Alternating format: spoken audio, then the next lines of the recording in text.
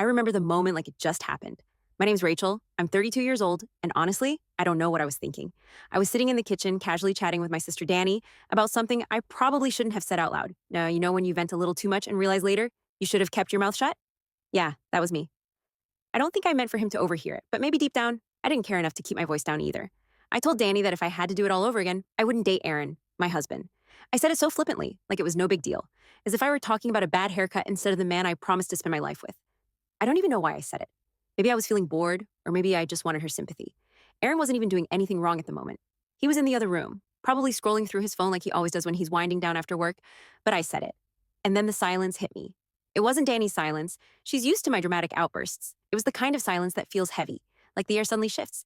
I turned my head just enough to see him standing in the doorway. He didn't say anything. He didn't yell, didn't ask me to explain, didn't even look angry. He just looked at me for a second, his face blank, and then walked out of the room. The sound of the front door closing behind him made me feel sick. I wasn't expecting that. Honestly, I thought he'd argue or at least get mad. But leaving? That wasn't his style. Aaron's always been the calm one, the patient one, the one who balances out my, let's just call it energy. I didn't think he'd actually leave. I mean, it's not like I said I hated him or that I was going to leave him. It was just venting, right? Isn't that what people do with their sisters? Danny didn't even know what to say. She just looked at me with this wide-eyed expression like she couldn't believe I'd said it either. But instead of admitting I messed up, I doubled down. I laughed it off, said he'd be fine, he's just being dramatic. I don't know why I said that. Maybe because if I admitted I was wrong, I'd have to deal with the guilt. And I didn't feel like doing that in the moment. An hour went by and he didn't come back. I called him once, and when he didn't answer, I texted him, "You okay?" No response. Fine, I thought. If he wanted to pout, that was on him. I wasn't about to beg him to come back over something that wasn't even that serious. But as the night went on, I started to feel this weird mix of anger and panic. Like, how dare he leave me sitting there? But also, where the hell was he? I stayed up until midnight scrolling through TikTok and pretending I wasn't waiting for him to walk back through the door. He didn't. By the time I finally went to bed, I was more annoyed than anything else. I told myself he'd come back when he was ready and that I wasn't going to lose sleep over it. Spoiler, I totally did. The next morning, his side of the bed was still empty, his toothbrush was still in the bathroom, his shoes were still by the door, so it's not like he packed up and left for good, but I couldn't shake this uneasy feeling. I texted him again. "Where are you? Can we talk?" Still nothing. At this point, I started to worry. Not because I felt bad, but because I didn't like being ignored. I'm not the kind of person who deals well with the silent treatment. If there's a problem, I need to talk about it, hash it out, and move on. But Aaron, he's more of a let it simmer kind of guy, and it drives me crazy. I told Danny about it, and she said, "Maybe you should apologize." Apologize? For what? For being honest? For saying what I was feeling in the moment? I didn't see why I should have to grovel just because he happened to overhear a private conversation. He shouldn't have been eavesdropping, I said, trying to justify it to myself more than to her. But even as the words came out, they felt hollow. By the end of the day, I was starting to get really irritated. Like, who does he think he is, making me stress out like this? If he had a problem with what I said, he could have stayed and talked to me about it like an adult. Instead, he ran off, leaving me to feel like the bad guy. Okay, maybe I am the bad guy, but still, 'kay, it's not like I said anything that wasn't true. Sometimes I do wonder if I'd be happier if we'd never gotten together. That's not the same as saying I don't love him, right?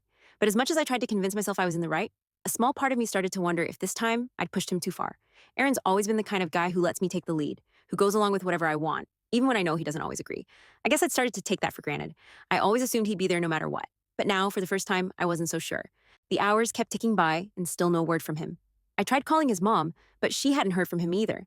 That's when I started to feel really uneasy. What if he wasn't just mad? What if something had happened to him?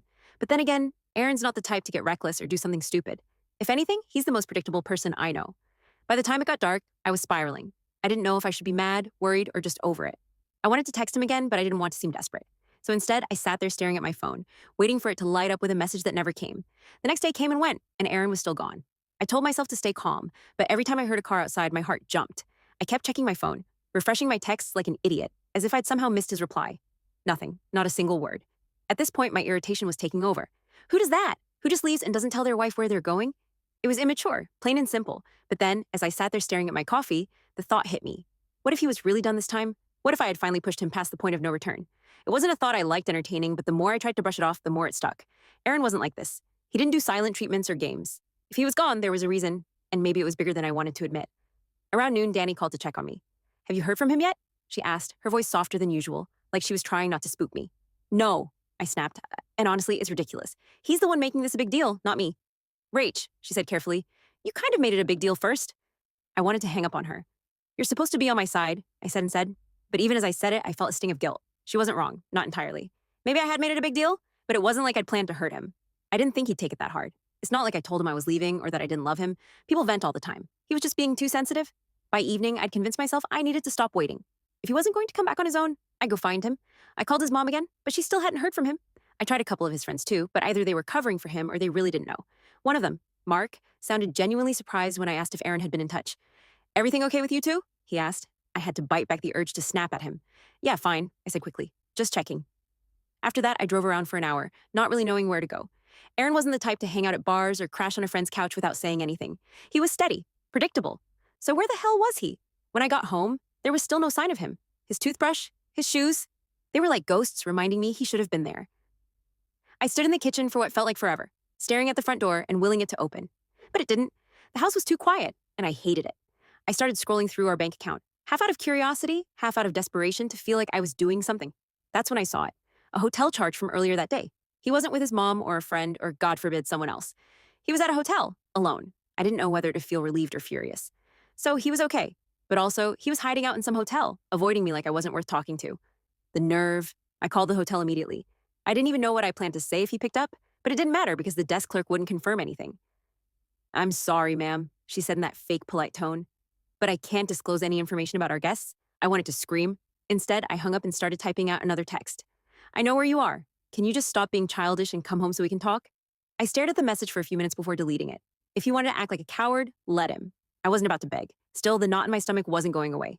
The next morning, I woke up to an empty house again. It was starting to get to me, the silence, the not knowing. I tried to focus on work, but every email felt like a distraction from the real problem. My husband was gone, and I had no idea what to do about it. By mid-afternoon, I couldn't take it anymore. I drove to the hotel, not caring how desperate it made me look. If he wasn't going to come to me, I'd go to him. When I got there, the clerk gave me the same spiel about privacy, and I had to fight the urge to cause a scene. He's my husband, I snapped. But she just smiled that fake customer service smile and said, I'm sorry, ma'am. Defeated, I walked back to my car. As I sat there staring at the steering wheel, I started to feel something I hadn't let myself feel in years. Fear. What if he wasn't coming back? What if I'd really pushed him too far this time? And what if, deep down, I knew it wasn't just about what I'd said to Danny. This wasn't the first time I'd let my mouth get ahead of me. It wasn't the first time I'd put my own feelings ahead of his. Maybe this time, he'd had enough. Still, as much as I hated to admit it, I wasn't ready to apologize. Not yet. I needed to see him first, to make sure he was okay, to figure out how to spin this in my favor. Because if there's one thing I've always been good at, it's talking my way out of a mess. And this was just another mess, right? I didn't have to wait much longer. Late that evening, the front door finally opened, and there he was. He didn't slam the door or throw his keys down like I might have done in his place. He walked in calmly, almost too calmly, and I couldn't read his expression. That blank look on his face unnerved me. I was ready for a fight, or at least some dramatic response. But this was worse. He set his bag down by the couch and stood there for a moment, looking at me like he was trying to decide what to say. For a second, I thought he might just walk upstairs without a word, but instead, he spoke. We need to talk, he said, his voice steady, almost cold. Yeah, no kidding, I snapped back, folding my arms across my chest. I was already defensive, even though I knew I should have been the one to apologize. But I wasn't going to start there. Couldn't. It felt like admitting I was wrong would give him some kind of power over me, and I wasn't ready for that. He sat down on the couch, motioning for me to sit too. I stayed standing, leaning against the kitchen counter like I was too busy to care.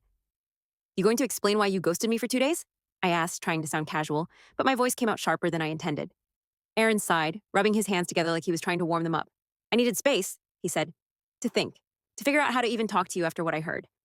I rolled my eyes. Oh, come on, Aaron. Are we really doing this? You overheard one thing that I said in private to my sister, and now you're acting like it's the end of the world? It wasn't just one thing, Rachel, he said, his voice rising slightly, though he quickly brought it back down. You said you'd never date me now? That if you could go back, you wouldn't choose me? Well, maybe I wouldn't, I shot back before I could stop myself. The words hung in the air, and for a moment I regretted them. But then I doubled down. You've changed, Aaron. We both know it. You're not the same guy I married. I hesitated, trying to choose my words carefully, but my emotions got the better of me. You're lazier now, okay? You've let yourself go. You don't even try anymore. Can you really blame me for feeling like this? He looked at me, and for the first time, I saw real hurt in his eyes. But instead of getting angry, he just nodded slowly like he was expecting this. So that's it, he said quietly. You think I'm fat and ugly, and that's why you'd rather not be with me. I rolled my eyes again, trying to brush off the weight of what I just said. Don't twist my words. I didn't say I didn't want to be with you. I said if I could go back, I might have made a different choice. That's not the same thing. Sure sounds like it to me, he replied, his voice steady but firm. And you know what? Maybe you're right. I have changed. I've gotten older. I've gained some weight. I've gotten comfortable. But that's what happens when you're married, Rachel. You settle into life together. You build a life. Or at least that's what I thought we were doing. I felt my face flush, a mix of embarrassment and anger bubbling up inside me. Don't make this about me, I said, my voice rising. You think I don't notice how distant you've been? How you barely even talk to me anymore unless it's about work or bills or what we're having for dinner. You're not exactly giving me a reason to feel excited about this marriage, Aaron. So this is my fault now? He asked, his tone calm but incredulous. I'm the reason you're unhappy. The reason you don't respect me enough to keep a conversation like that between you and your sister out of earshot? I threw up my hands in frustration. You're twisting everything. I'm just saying maybe if you put in a little more effort, worked out, showed some interest in me like you used to, I wouldn't feel like this. He stared at me for a long moment. Then he did something I didn't expect. He stood up slowly and looked me straight in the eye. You know what, Rachel? I think this says more about you than it does about me. What's that supposed to mean? I snapped, feeling a sudden surge of panic. He wasn't yelling. He wasn't fighting back the way I'd expected. He was calm, and somehow that made me feel even smaller. It means, he said, that you don't see what you have. You've got someone who's been here for you through all of your impulsive decisions, your spending habits, your ups and downs, someone who's never judged you for any of it. And instead of appreciating that, you look for reasons to tear me down? I opened my mouth to respond, but he wasn't done. I know I'm not perfect. I know I've changed. But so have you, Rachel, and not in a way that makes this marriage easier. You've turned into someone who doesn't take accountability, who lashes out instead of having a real conversation, and who would rather blame me than look in the mirror. His words hit me like a slap, but instead of admitting he might be right, I lashed out again. Oh, so now you're perfect? The saint who's been holding this marriage together while I'm the problem? He shook his head, picking up his bag again. Number, I'm not perfect, but at least I'm trying to be better. And I'm done standing here and letting you make me feel like I'm not enough.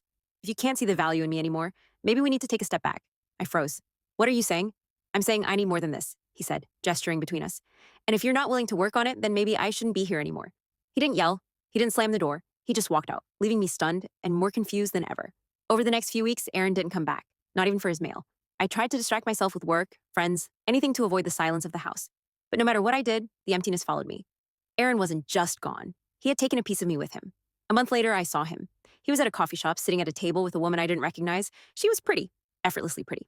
They were laughing. He looked happy, happier than I'd seen him in years. I wanted to storm over, remind him I was still his wife. But I didn't. I just stood there and watched, feeling the weight of my own mistakes. When he saw me, his smile faded for a moment. He gave me a small nod. No anger, no regret, just closure.